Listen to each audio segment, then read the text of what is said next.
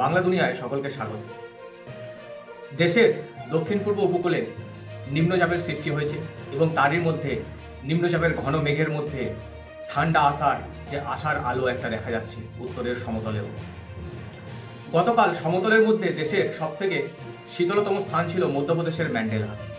আর পশ্চিমবঙ্গের আলিপুর আবহাওয়া দপ্তরের প্রেডিকশন অনুসারে পুরুলিয়া, ঝাড়গ্রাম, বীরভূম এবং পশ্চিম বর্ধমানে গতকাল টেম্পারেচার 20 ডিগ্রির নিচে ছিল।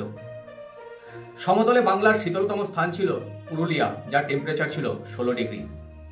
আর যে সমস্ত স্থান যারা 20 ডিগ্রির নিচে ছিল আবহাওয়া দপ্তর অনুসারে, তারা হচ্ছে সেই সমস্ত স্থান হচ্ছে শ্রীনিকেতন, ঝাড়গ্রাম, সিউড়ি, পানাগড়।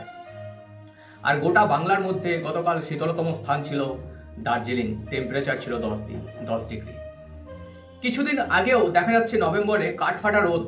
কিছু জন বলেছিলেন যে এবারে নভেম্বরে ঠান্ডা আসবে না, ঠান্ডা পড়বে অর্থাৎ শীত পড়বে ডিসেম্বরে। কিন্তু দেখা গেল মানুষের এই প্রেডিকশনকে ভুল প্রমাণিত করে শীত চলে এলো দোরগোড়ায়। পরপর কয়েকদিন কলকাতার টেম্পারেচার ছিল প্রায় 22.8 ডিগ্রি, কিন্তু গতকাল কলকাতার টেম্পারেচার অনেকটাই নেমে গেছে। তাই পশ্চিমের জেলাগুলিতে শীতের অনুভূতি দক্ষিণবঙ্গের জন্য আশাব্যঞ্জক।